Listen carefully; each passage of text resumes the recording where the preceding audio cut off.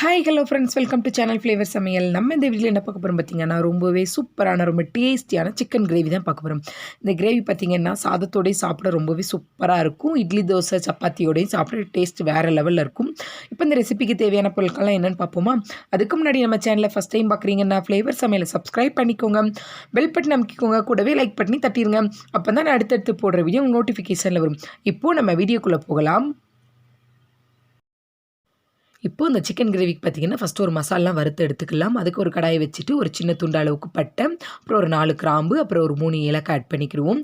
அடுத்து பார்த்திங்கன்னா ஒரு சின்ன ஸ்பூன் அளவுக்கு மிளகு, அப்புறம் ஒரு சின்ன ஸ்பூன் அளவுக்கு சீரகம், அடுத்து ஒரு சின்ன ஸ்பூன் அளவுக்கு சோம்பு ஆட் பண்ணிக்கலாம். இதை எல்லாத்தையுமே நல்லா ட்ரை ரோஸ்ட்டு தான் பண்ண போகிறோம். நல்லா கரிஞ்சிராமல் பார்த்து லோ ஃப்ளேம்லேயே வச்சு நல்லா வாசம் வர அளவுக்கு நல்லா வறுத்து எடுத்துக்கோங்க. இப்படி வறுத்து பொடி ஆட் பண்ணும்போது இன்னுமே ஃப்ளேவர் ரொம்பவே சூப்பராக இருக்கும். இப்போ பார்த்தீங்கன்னா இது எல்லாமே நல்லாவே வறுபட்டுருச்சு. இதை ஸ்டவ் ஆஃப் பண்ணிவிட்டு இதை ஒரு பாத்திரத்துக்கு மாற்றி எடுத்து வச்சுக்கலாம். அடுத்து ஒரு கடாயை வச்சுட்டு அதில் 1 டீஸ்பூன் அளவுக்கு ஆயில் ஊற்றிக்கோங்க. அடுத்து பார்த்திங்கன்னா அதில் ஒரு வெங்காயத்தை நல்லா குட்டி குட்டியாக கட் பண்ணி எடுத்து வச்சுருக்கேன். அதையும் ஆட் பண்ணிக்கலாம். இப்போ வெங்காயம் பார்த்திங்கன்னா நம்ம வதக்கி தான் ஆட் பண்ண போகிறோம். அதனால் சின்ன சைஸ் வெங்காயமாக நான் ஒரு வெங்காயம் ஆட் பண்ணியிருக்கேன். இப்போ வெங்காயத்தை ஓரளவுக்கு லைட்டாக வதங்கினதுக்கப்புறம் பார்த்திங்கன்னா ஒரு 1/2 கப் அளவுக்கு தேங்காய் துருவி எடுத்து வச்சுருக்கேன். அதையும் ஆட் பண்ணிக்கிடுவோம். தேங்காய் பார்த்திங்கன்னா நல்லா கரிஞ்சிராமல் பார்த்து நல்லா செவக்க வறுத்து எடுத்து வச்சுக்கோங்க. இப்படி வறுத்து அரைச்சி நம்ம பண்ணும்போது குழம்போட டேஸ்ட் வந்து இன்னுமே சூப்பராக இருக்கும். இப்போ தேங்காயும் பார்த்திங்கன்னா நல்லா செவக்க வறுத்து எடுத்தாச்சு. நல்லா ஆற வச்சுட்டு ஒரு மிக்ஸி ஜாரில் மாற்றிட்டு நல்லா வலுவலுன்னு பேஸ்ட்டாக அரைச்சி எடுத்து வச்சுக்கலாம். இப்போ பார்த்திங்கன்னா நம்ம வறுத்த தேங்காயும் நல்லா ஆறிடுச்சு. இதில் ஒரு 1/4 டீஸ்பூன் அளவுக்கு மஞ்சள் தூள் ஆட் பண்ணிக்கிடுவோம். அப்புறம் பார்த்திங்கன்னா நல்ல 1 ஸ்பூன் அளவு காரத்தக்கன மிளகாய் தூள் ஆட் பண்ணிக்கோங்க. அடுத்து பார்த்திங்கன்னா குழம்புத்தூள் வந்து நம்ம ஆட் பண்ணிக்கலாம். நீங்கள்லாம் மல்லித்தூள் கூட ஆட் பண்ணிக்கோங்க. நான் ஒரு 1/2 ஸ்பூன் அளவுக்கு குழம்புத்தூள் ஆட் பண்ணியிருக்கேன். அடுத்து பார்த்திங்கன்னா கொஞ்சமாக சிக்கன் மசாலா வந்து ஆட் பண்ணிக்கோங்க. உங்களுக்கு என்ன பிராண்டு பிடிக்குமோ அதை ஆட் பண்ணிக்கோங்க. இது எல்லாத்தையும் சேர்த்துட்டு கொஞ்சமாக தண்ணி ஊற்றி நல்லா வலுவலுன்னு பேஸ்ட்டாக ஃபஸ்ட்டு அரைச்சி எடுத்துக்கலாம். அடுத்து பார்த்திங்கன்னா ஒரு கடாய் வச்சுட்டு அதில் 2லேருந்து ஒரு 3 டேபிள் ஸ்பூன் அளவுக்கு ஆயில் ஊற்றிக்கலாம்.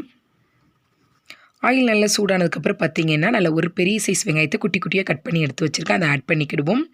வெங்காயத்தை பார்த்திங்கன்னா நல்லா எண்ணெயிலே வதக்கி எடுத்துக்கலாம். நம்ம வந்து எல்லாமே வறுத்து போட்டிருக்கிறதுனால இதில் வந்து பட்டை கிராம்பு எதுவுமே ஆட் பண்ண தேவையில்லை. அதனால் டைரெக்டாக வெங்காயம் போட்டு நல்லா வதக்கிக்கிடுவோம். வெங்காயம் நல்லா வதங்கினதுக்கப்புறம் பார்த்திங்கன்னா 1 டீஸ்பூன் அளவுக்கு இஞ்சி பூண்டு பேஸ்ட் ஆட் பண்ணிக்கோங்க.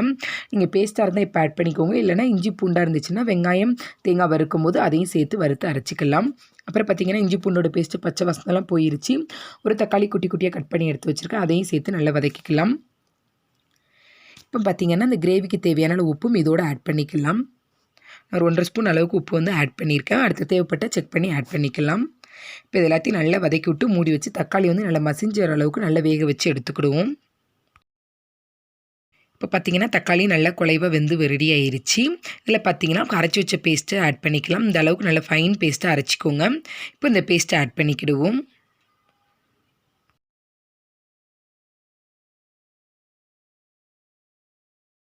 இப்போ பார்த்திங்கன்னா இந்த அரைச்சி வச்ச பேஸ்ட்டையும் இது எண்ணெயிலே ஒரு நிமிஷத்துக்கு நல்லா கலந்து விட்டுக்கிடுவோம்.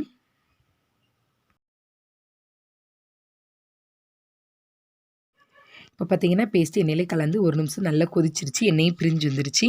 இப்போ இதில் நம்ம எடுத்து வச்சுருக்க சிக்கனை ஆட் பண்ணிக்கலாம். நான் இன்றைக்கி பார்த்திங்கன்னா 1/2 kg அளவுக்கு சிக்கன் வந்து நான் எடுத்திருக்கேன். அதை ஆட் பண்ணியிருக்கேன். இது மசாலாவோடு சேர்ந்த அளவுக்கு நல்லா மிக்ஸ் பண்ணி கலந்து விட்டுக்கோங்க.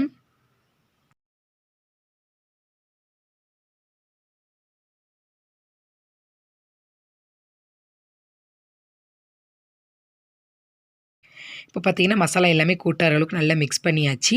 இப்போ இதை பார்த்திங்கன்னா மூடி வச்சு லோ ஃப்ளேமில் ஒரு 5 நிமிஷம் வேக வச்சு எடுத்துக்கலாம். நம்ம சிக்கனில் உள்ள தண்ணி எல்லாமே வெளியேறட்டும். ஒரு 5 நிமிஷம் கழித்து பார்த்திங்கன்னா நான் சிக்கன் உள்ள தண்ணி எல்லாமே வெளியே கொஞ்சம் ஜூஸியாக நம்மளுக்கு சிக்கன் வந்து கிடச்சிருக்கும். இப்போ இதை நல்லா கலந்து விட்டுட்டு இந்த சிக்கனுக்கு தேவையான தண்ணியும் இதோடு ஆட் பண்ணிக்கலாம். நான் கொஞ்சமாக மிக்ஸி ஜாரில் தண்ணி ஊற்றி அலம்பி அதை ஆட் பண்ணியிருக்கேன். இப்போ பார்த்திங்கன்னா நல்லா கலந்து விட்டுட்டு உப்பு தேவைப்பட்டால் செக் பண்ணிக்கோங்க. இப்போ இதை நல்லா கலந்து விட்டு மூடி வச்சு லோ ஃப்ளேம்லேயே ஒரு 25லேருந்து ஒரு 30 நிமிஷம் நம்ம வேக வச்சு எடுத்துக்கிடுவோம். அப்போ தான் நமக்கு என்னெல்லாம் பிரிஞ்சு ரொம்பவே சூப்பரான சிக்கன் கிரேவி வந்து கிடைக்கும்.